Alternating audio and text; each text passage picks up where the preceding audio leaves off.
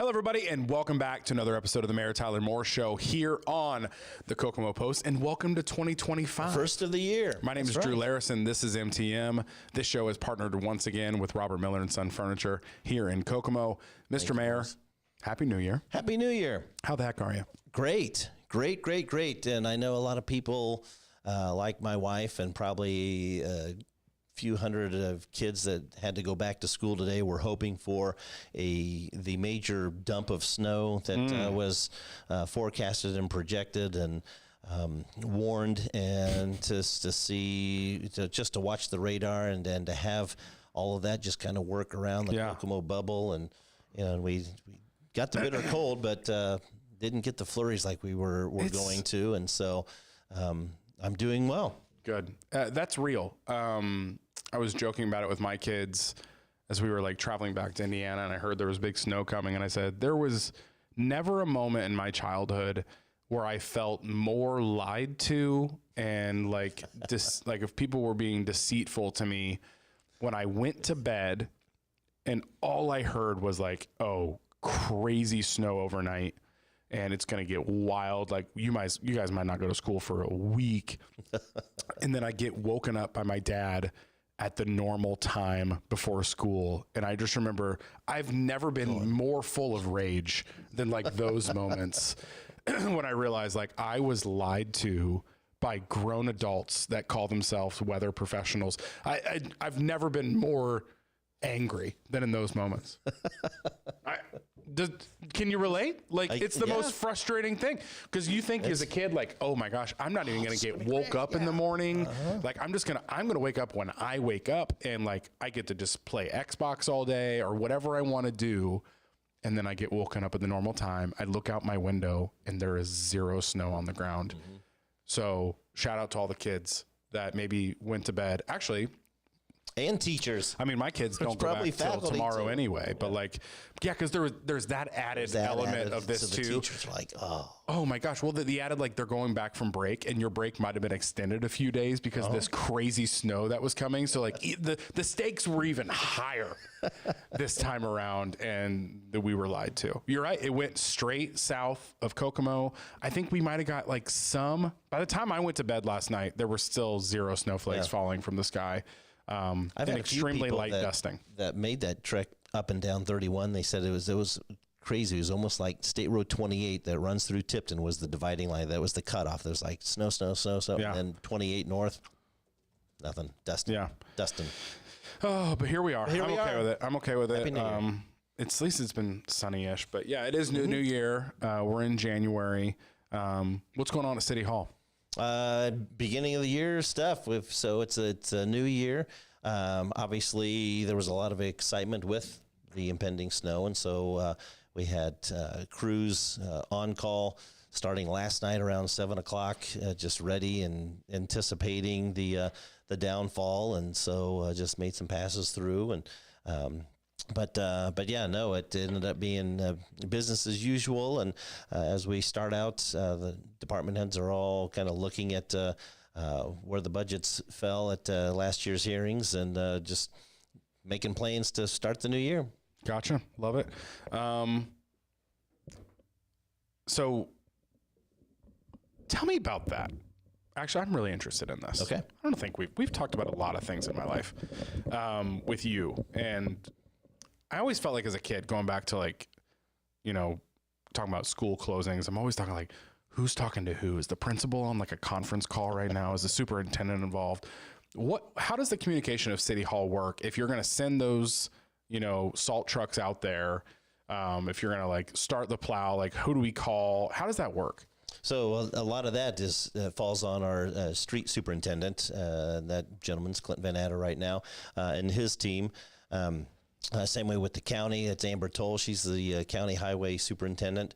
And so they work in conjunction or cooperation, if you will, with the emergency management agency. So Janice Hart and her folks are the first line of contact when adverse weather is expected.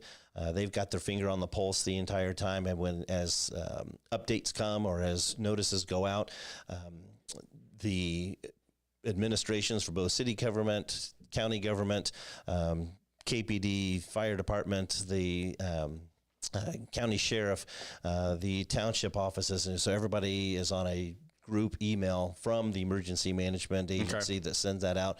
I'd have to go back through. I don't know if the superintendents and principals are on that group email because there's a ton on there.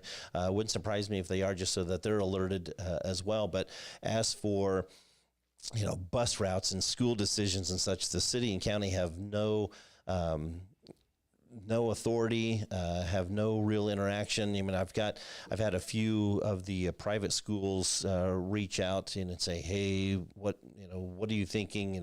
What does this look like?" I mean, even something as crazy as when the eclipse happened, just what we thought traffic patterns were going to be and such, but it is funny about this time of year, when I meet with students at some of the elementaries, inevitably one of the questions that get asked by a student is, are you able to call snow days with school? You do me a favor? Call it.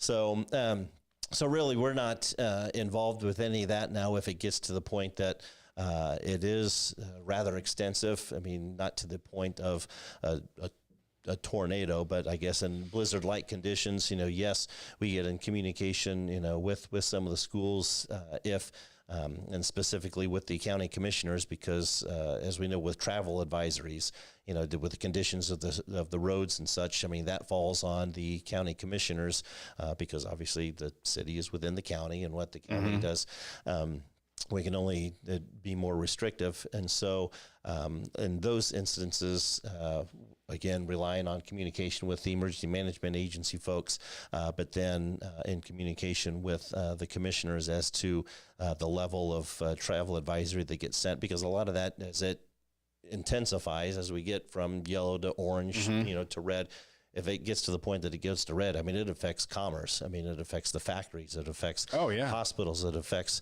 all that kinds one of call, businesses. the ripple effect of it is big. Yeah. And so, there's got to be a lot of care taken with that. And I know, both the EMA agencies, the commissioners, the cities, my office and stuff, we get criticized, a lot of times in those instances where the travel advisory gets heightened. But there's a lot to take into consideration. And, and yes, there are employees that, or workers that are coming from either other counties or outside of the city limits. And, a lot of times, if we're out and about and we're addressing, the conditions within the city, and streets are passable, and, it may be drifting worse outside of the county. And so that's where we're relying on the commissioners. Whereas, the city's like, hey, we've got things under control. People can get to where they need to. So, we're fine with this level of advisory. But yeah, because as it continues to heighten when things get really bad, that's where, everybody kind of then looks to the commissioners, to the county, for their assessment. But ultimately, long answer short, short answer long, whatever. The emergency management agency is that group that has their finger on the pulse on weather conditions, especially when adverse weather kicks in. So they're the ones that make that final call, not necessarily you? They're the ones that make that provide the information on the weather forecast, but for school closings and such, the superintendents aren't calling the commissioners, and they're actually going out doing some research on their own. Yeah, it's not uncommon for a superintendent in any one of the 5 corporations around here to be out on their respective roads at 3, 4 in the morning checking conditions. Yeah. Weather can be so crazy that I just imagine. Yeah, it's super unpredictable. Things can just be like, crazy like this. And you just got like bananas and pajamas all of a sudden. Like you just got to hurry up and decide, what do you want to do next and who's doing what. And because then like you also don't want to like get trucks out there too early. And then like something like last night, nothing happens, and then you wasted it all. So but and then you've got the group of people they're like, oh, I knew it wasn't going to happen. It's just where everything's been staying loaded. But I mean, seriously, almost every and I get that all of the local news stations come out of Indianapolis, and Indianapolis was expected to get hit, which they did rather well. So everything north of that, I mean, we immediately think, oh, it's coming our way, whatever. And then, you've got the Weather Channel, you've got BAM, you've got, these other weather outlets that are saying, yep, it's coming right through here. And you've got the shaded areas. And, and I think almost in every, map that I saw, Kokomo was, anywhere from, 2 to 5 at one points to 4 to 7 at another, and it's all nonsense. 6 to 8. I mean, so it just continued to change. But, it's, again, crazy how weather works. It is. I mean, it's unpredictable, and that's what makes winter tough around here. Okay, that was interesting. Yep. Thanks for that information. Let's get into today's questions. We're going to start one off. Should we go with Robert Miller and Son Furniture? Yeah, we can. Robert Miller and Son, they're the partner for this show. They've been a really great partner. Inception. Yeah, they've been from the beginning. They've been a great partner for this show. Check them out. It's a great time to buy some new furniture. I know our house can't be the only home right now. When you start taking down those Christmas decorations, you kind of want to get into the mood and just you want to change everything. Mm-hmm. You want to throw everything out that doesn't belong anywhere. And now is a good time to be looking at that couch maybe that's in the family room, or looking at your dining room that got all beat up during the holidays. Go check out Robert Miller and Son. They are the place to go for all those spontaneous decoration moments that might pop up in January. I mean, you rearranged the family room with the Christmas tree and everything was comfortable. The tree's gone. It's we have so much space. 100%. That's exactly what happens. We're taking down our trees tonight. Actually, they're all most of them are bulbless. We just gotta actually take down the tree and put it in the basement. The fun part, the heavy lifting stuff. So but thanks to Robert Miller for being the partner of this show. Yes. Let's get into today's questions. First one, we're gonna talk about it. We're gonna talk ball for a second, because over the weekend, the news broke that the Jackrabbits will be dissolving their organization and they will not be playing baseball in Kokomo this summer. Not dissolving their organization, just that there would be no Jackrabbits baseball. Okay, well, I'm glad we're talking about this, because it's not. There's no indication that Kokomo Baseball LLC, which is the management parent company for the Jackrabbits, was dissolving. It's just they came out and indicated because of the dispute that's going on between the city and the Jackrabbits ownership. Time had passed. There needed to be something settled, by the first week or so in December, in order for a Kokomo franchise to be included into the Northwoods League schedule. And so because that had passed, the Northwoods League made the decision to go ahead and create their schedule without Kokomo included.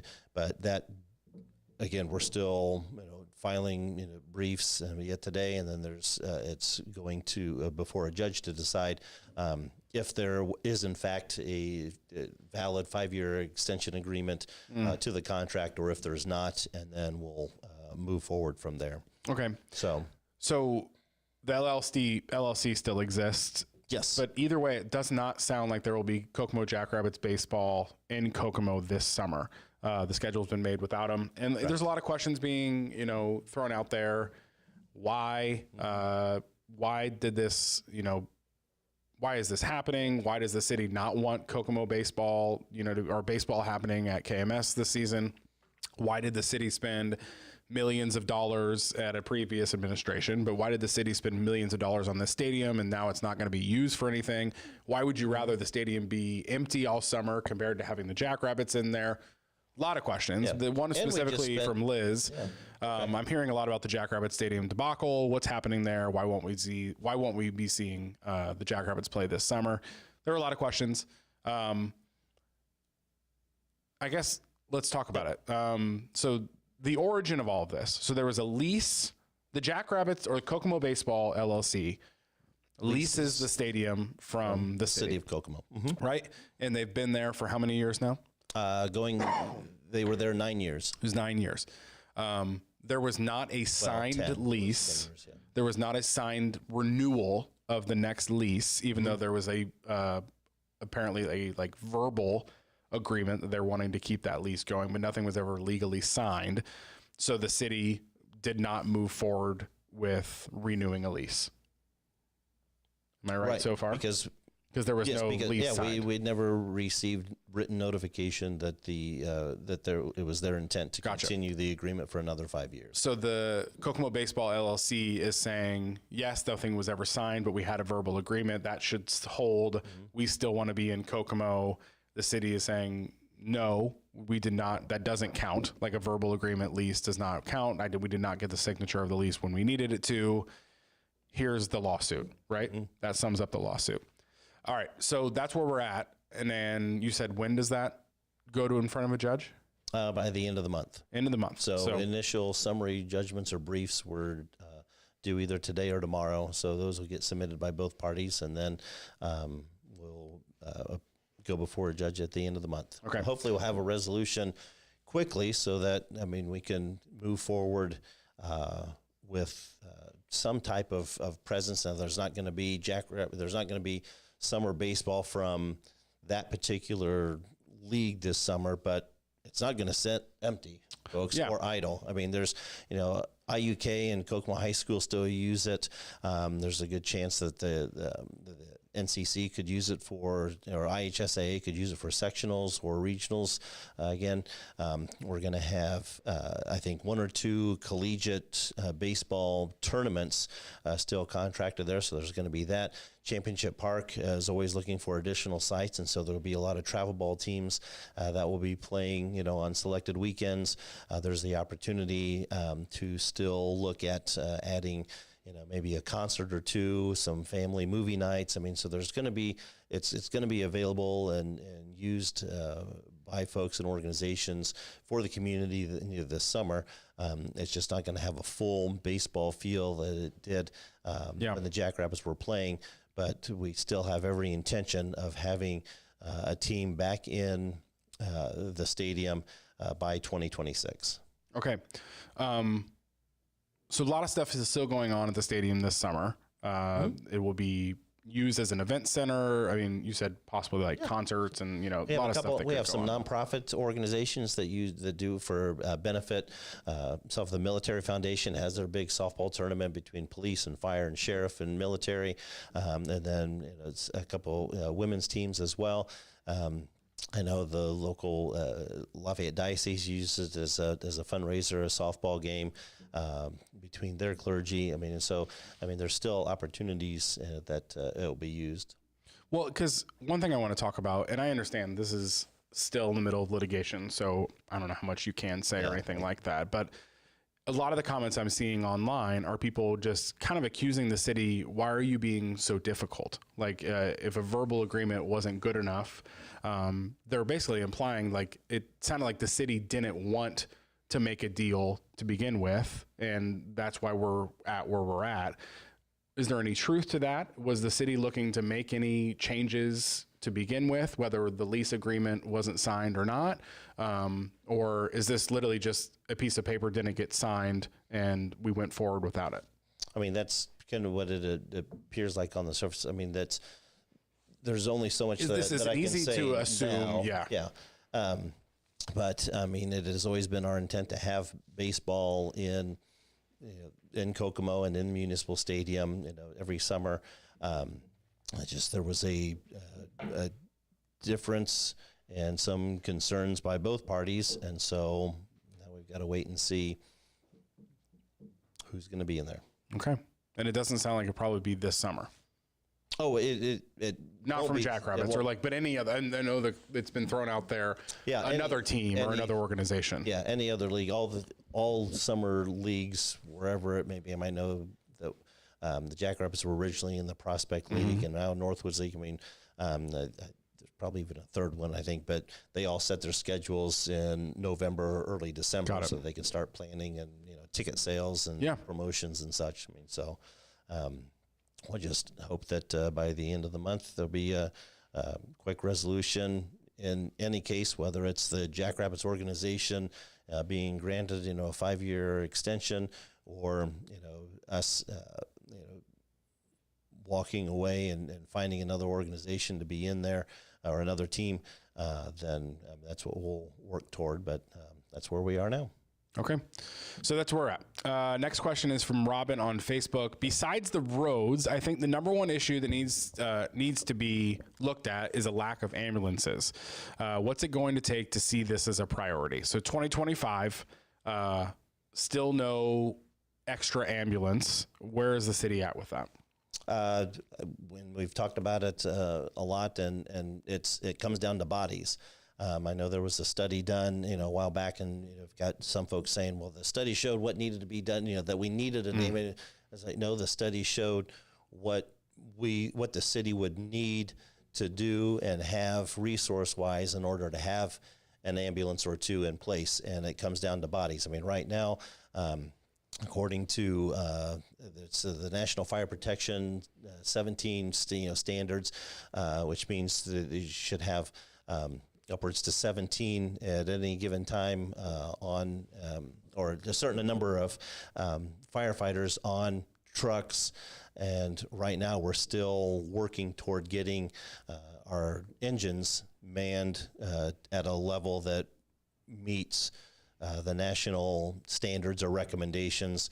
And so with that being the priority, until we can get our staffing levels back up to where there's enough on trucks, then we can consider looking at the additional 7 or 8 that would be needed to man just one ambulance. Now, every EMS call does dispatch. If there's an ambulance available, the ambulance goes, but there's also typically a fire truck because all of our firefighters are EMS certified. And so they, again, act as first responders. They more times or often, show up, before an ambulance or a medic would to begin, administering first aid and addressing that. So in a sense, we're providing those services, we just can't transport. And so, the service of folks are getting the care. It's just when people are saying that or commenting and it says there's no medic available, it means that there's, not a medic that would be able to go and transport that individual to one of the hospitals. But it doesn't mean that there's not care being administered. But we understand that happens, and both hospitals have added an extra ambulance, and so during the heightened hours of the day, and so there is adequate service being provided. It's just there's that 1 or 2 times occasionally that everybody's out, and some are providing transportation to an ER because we hear that too. Somebody calls for an ambulance because they need to get medical attention for something that may not necessarily be an emergency, but don't have transportation or available transportation to the emergency room or to a hospital or something. And so until we can get our staffing levels up to where where the department feels that their trucks and engines are staffed appropriately, then we can start scheduling folks on an ambulance. Okay. So then this has been a challenge for years now, right? Getting back to those levels. What are some things the city is actively doing to try to get back to those levels where we could, hire another ambulance? Yeah, or start another ambulance. Continuing to work hard on recruitment and making conditions, for employment attractive to those that may be interested in becoming firefighters. And so, I know starting this year, we'll have 8 new firefighters in this first recruitment class, and I think it's the largest, since 2020. And so that will help. And it's just a matter too of, as we add those, slowing down the exodus of those that are either retiring or leaving because of injuries or health related issues. So, and that's starting to tip the other direction as well. We're an aging department, both police and fire. And even though in both police department and fire department, we've hired over 40 firefighters or police officers in each department respectively, we've lost just about as many, again, because of retirement, because of age, because of health. And so it's just continuing to play that catch-up game that now we're starting to remain, net positive, more net positive than just 1 or 2. Gotcha. Okay. We'll get there. Next question is from Bob on Facebook, and it's that time of year. But how have we let our roads get so many potholes without getting them patched? They will fill full of water and freeze and turn into major potholes. Dixon between Sycamore and Markland, Alto Road between Lowe's and Webster. These are some of the main roads that I am starting to notice. Mm-hmm. Yeah, it's weather related. It's a lot of it comes down to resources as well, because some of those crews that, during the fall months, are then dedicated towards limb and leaf pickup, or, street sweeping as well. And during those, so that leaves aren't getting clogging up the water grates at water basins and such. So it's just a matter of timing. And as we all know, it's roads in Indiana. Yes, water gets in, freezes, expands, thaws, whatever. But I know any chance we get that is dry enough and somewhat warm enough. We've got the patch buggy out and try to get to as much as we can. Okay, next question is from struggle. Yeah, welcome. The Midwest. Ann on Facebook, ask him what to do with the citizens of Kokomo do when their rent has gone from $785 to $1,300 for these battery plant guys who have homes in other places too. Some rents have gone up to $3,500. Are we trying to put the whole town on the homeless list? When you bring all this low-income housing, this is what happens when you don't put rules in place. Rent control, people. IBEW is looking at blacklisting Kokomo for triple rent and all. Okay. And on Facebook.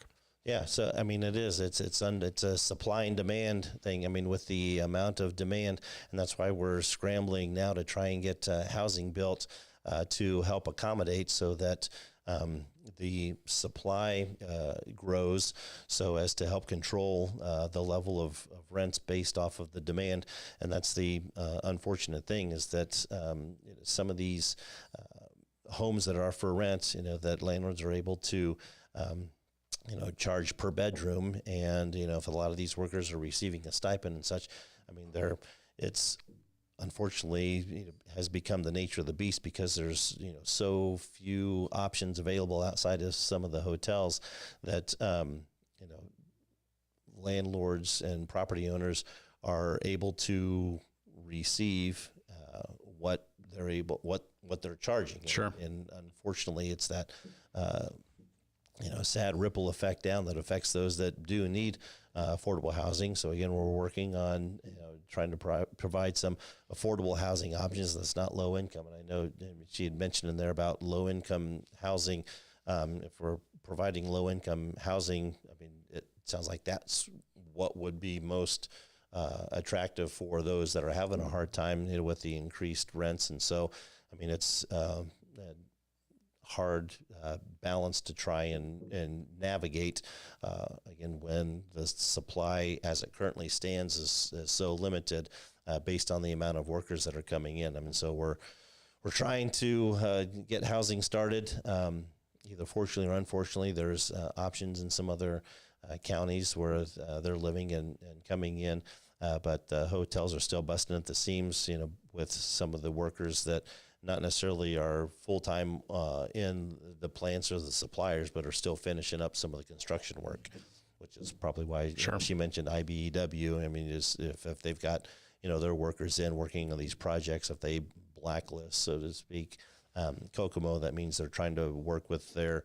members to find housing in neighboring communities that is a little more affordable for them. Got it. Next question is from Rob on Facebook. Does the city have any plans to replace broken and sunken sidewalks throughout the city? When those get reported to us, we can. A lot of times to the broken ones, if they're due to tree roots and such, we can address those.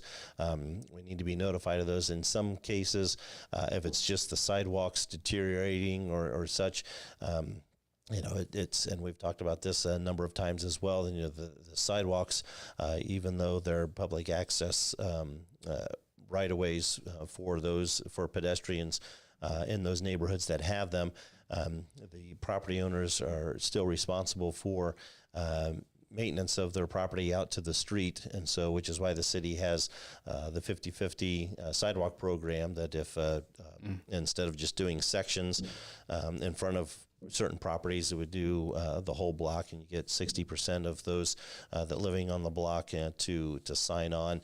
And the city would split the cost for replacement of those sections of sidewalk. So if there's areas in particular, they're welcome to call the engineering department and notify them of those sections, and then they will either come out or send the street department out to assess the situation and see if it's something that is being caused by trees that might be in the right of way or such that creates a safety hazard specifically, or if it is in fact something that they would have to work with the property owners to address.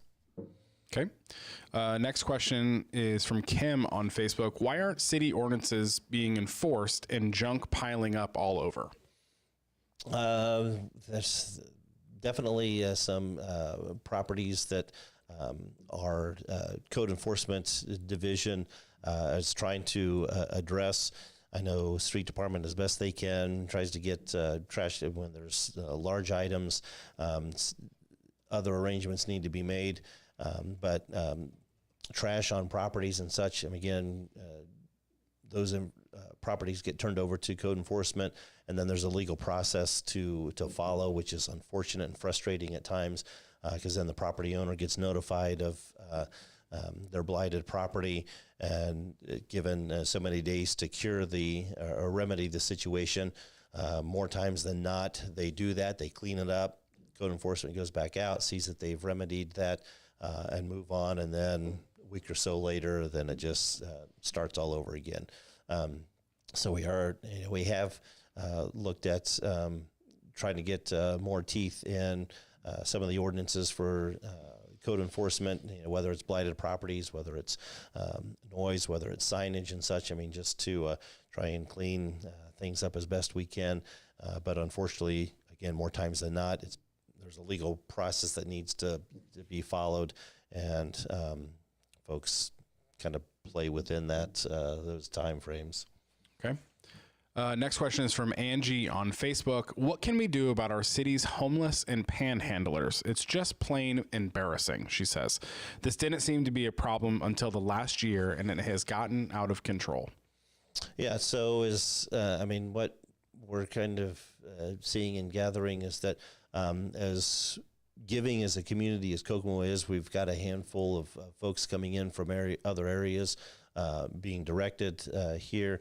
Panhandling, unfortunately, is not against the law unless they are in a roadway, unless they're being too aggressive, unless it's creating a safety issue. And so, I know our police officers try to encourage panhandlers to move along and elsewhere, but many times we don't know their circumstances. I know that people say, oh, if they're panhandling, there's jobs that they can have and stuff. I mean, we don't really know their situation and their employability, if that's a word. But the same way with the homeless, I know we've got folks that have come and gone, and although there may be spaces available, a lot of times, those that do not pursue available options don't, because of the rules that are imposed upon by those facilities, and a lot of times folks would rather just live that way as well. But it does create a concern, and I know with the expansion that the rescue mission's doing, that's going to help address some of that. I know there's for city recovery that's going through an expansion as well, that it will provide additional services. And so, as nonprofits and for-profit companies continue to help provide those options, it is going to still be a concern. Okay. Next question is from Mary on Facebook. Street lights here in Indian Heights, and maybe more police patrols in our area at night. So streetlights in Indian Heights has been an ongoing struggle. I know it's been in phases, and a lot of that is because of the need for Duke Energy to obtain easements to place street lights on specific properties. And so as they map out the area, they've identified locations where the streetlights, where they feel the streetlights need to be, and they've designed the plan accordingly. But then when they go to those property owners and request for an easement to allow them to place a streetlight there, either the property owners are not granting it, or it's an investment property and the property owner is out of state and not cooperating. And so I know there's phase 2 was completed, and there's still areas that they're working on. I think last year Duke looked at that final phase and was redesigning it to try and kind of shift it and see if they can work with different property owners. But just like sidewalks, we can't just arbitrarily go out and put up a street light here or there, or because sidewalks aren't present in subdivision stuff, we can't just lay them out there. There's got to be an easement granted, and a lot of times it's the property owners that are hesitant on allowing improvements like that to be done by utility companies or municipalities. So that's the ongoing struggle with continuing to put lights in Indian Heights. Gotcha. Yeah. And police patrols, it's just as we continue to add bodies and get additional officers on the streets, there's only so often that they can patrol from time to time. Okay. Henry on live chat wants to say thank you for the extra patrol on Dixon. It really helps. And to the officers I see all the time pulling them over, we appreciate you keeping it safe. Thank you. Yeah, Dixon is Speedway at times. Yeah. So good to hear. Thank you, Henry. I'll make sure that gets passed along. Did I tell you the story? I got pulled over on Dixon once. I think so. I was going 45. Oh. And I got pulled over. Yeah. Still mad about it. Next question, actually the last one of the day, is from the Coterie. The Coterie wants to know, what is Mayor Tyler Moore's go-to karaoke song? Love Shack. Really? Yeah. So I have to have female accompaniment. Yeah. So it's gotta be a duet. So yes. So I mean that's typically my go-to. Otherwise, Sweet Caroline's a good one. Classic. There for a while it was Just a Gigolo, the David Lee Roth version. Wow. Yeah. So he's got a list. The Coterie, I know. So we did a fun Christmas trivia Yes, night. you did, and I still regret not. You were kind of there. Out of my sleep pants and throwing jeans on and coming down there for the you made an appearance. We were FaceTiming you, and the crowd was like very much requesting that we do this show live at the Coterie sometimes, and we have like live viewer questions, and that is easily on my 2025 list. Especially if you started 2025 in 80s mode. Yeah, exactly. I said you've been. It's singing 80s tunes. So yeah, so maybe we do a karaoke. Now they're singing "Love Shack is a little old place." Yeah, great song. Love Shack, can baby. Get together. Maybe you and Kyle from the Coterie can do that duet together. I think it'd be fun. Anyway, all right, those are the questions we had today. Thanks for watching. This is the first show of the year, first show of 2025. Kicking it off with some baseball talk and some fun talk and some classics like the sidewalks and potholes. We covered a lot today. So appreciate those questions today, folks. If you have any more questions, leave them in the chat below. I'll always go back and make sure we don't miss any. We did have one other question. Someone who wanted to ask, what'd you do to all the snow? Like the mayor stopped the snow from coming into the city of Kokomo, so you're responsible for that, apparently. It's that Kokomo bubble, man. I mean, God smiles on us and just allows us to. Yeah. Although, again, those like my wife that really wanted a good heavy snowfall to.